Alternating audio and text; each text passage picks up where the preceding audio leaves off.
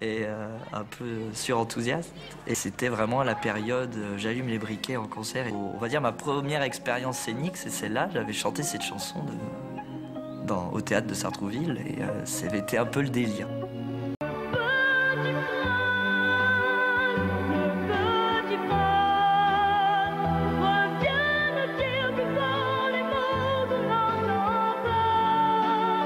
Je me rappelle que quand j'ai enregistré la chanson, j'étais au bord de muet. Le seul témoignage de ma voix entre guillemets d'enfant, c'est cette chanson-là.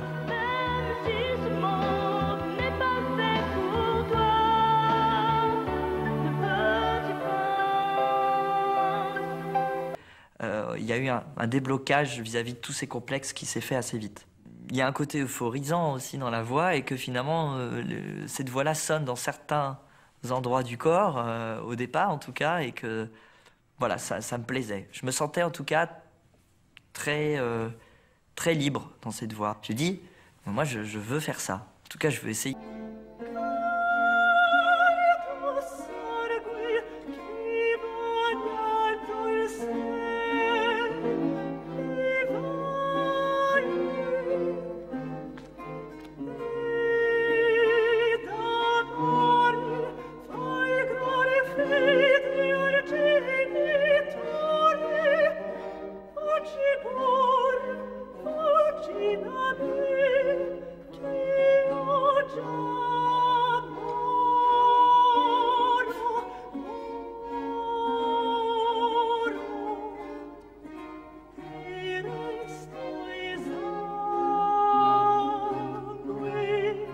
Au bout d'une dizaine d'années, il y a un panel de 5 disers que le public a toujours envie de réentendre finalement. C'est ceux qu'on fait en bis, on sent que finalement, au bout, même un artiste d'opéra, il se crée certains tubes à lui.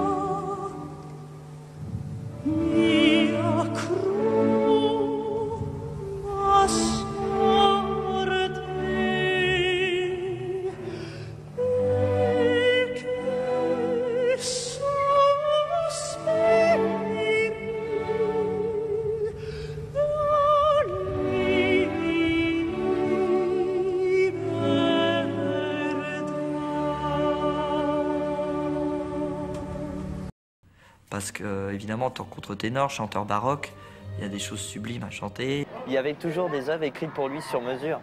Nous, on n'est pas du tout dans cette optique-là. On est en train, effectivement, de rechanter des choses qui ont été écrites, composées pour d'autres voix, inspirées. Donc on est toujours un peu, finalement, en train d'essayer d'enfiler un costume de prêt-à-porter. On n'est pas dans du sur-mesure.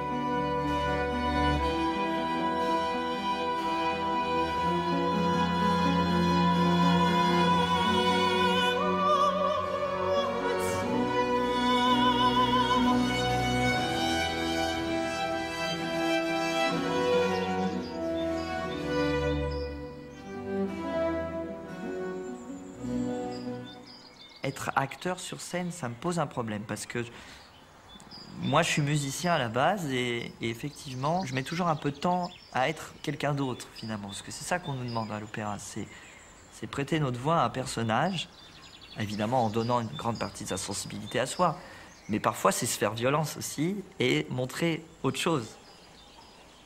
Donc comme souvent à l'opéra, on est dans des situations extrêmes, soit on est extrêmement amoureux, soit on est extrêmement jaloux, soit on est désespéré, soit on a envie de se tuer.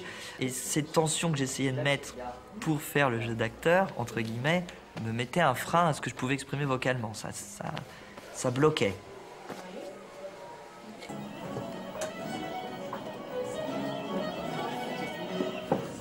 Au bout de quelques temps, je me suis rendu compte aussi qu'il y avait un vrai plaisir à être sur scène. Après 1 mois et demi de répétition, quand le spectacle arrive, les lumières, le déroulé du spectacle, cette espèce de cheminement intérieur qu'on a, on est plongé dans une aventure humaine qui est finalement beaucoup plus forte que ce qu'on peut avoir en récital. Ça dépasse le chant, ça dépasse, c'est vraiment former une équipe, être soudé, être en perpétuel aussi connexion avec les autres sur le plateau, réagir avec eux. Donc on est vraiment plongé dans un autre univers qui, je pense, de toute façon est fondamental pour un chanteur.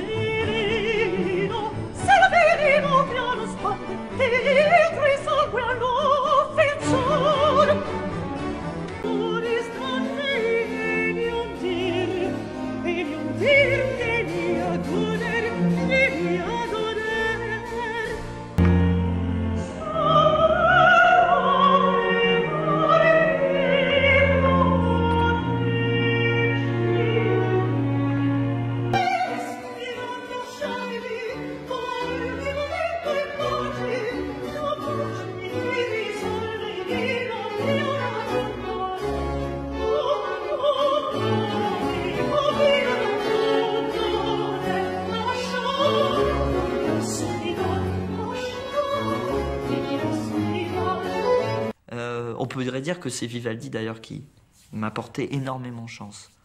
Ça arrivait à un beau moment, on redécouvrait toute l'œuvre vocale de Vivaldi et c'est effectivement beaucoup les disques que j'ai fait avec Jean-Christophe Spinozzi qui ont, je pense, permis l'explosion en fait, entre guillemets, de la carrière.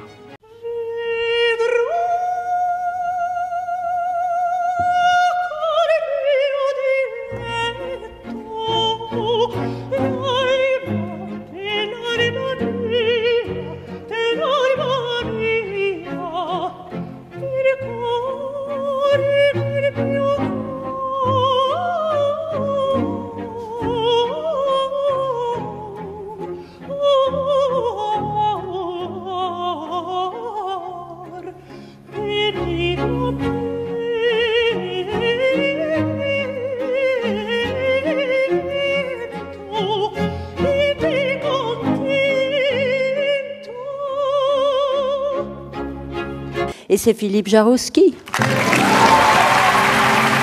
Sa virtuosité, sa musicalité ont fait de Philippe Jaroussky l'un des contre-ténors les plus recherchés au monde, au-delà même du répertoire baroque. Bravo.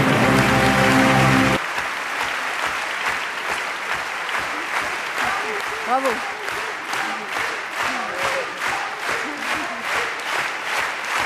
Quel fan club!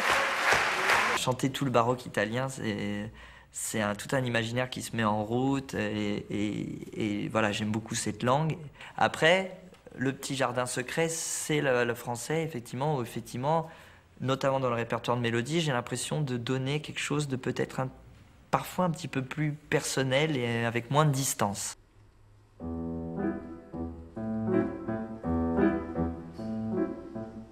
Dans le soir azur, les blondes étoiles écartent leur voile pour te voir passer, oh bien-aimée, et oh bien-aimée, voici l'instant de l'amour.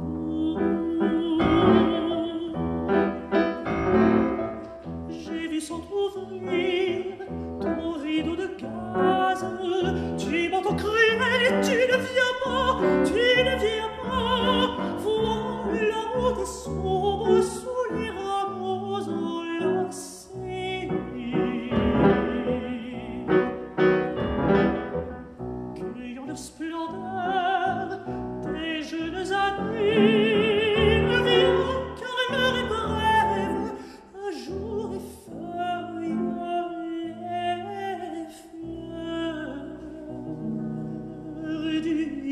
printemps, la nuit sereine apaise mon cœur, viens mon bien-aimé, la nuit sereine apaise mon cœur, c'est la rue d'amour,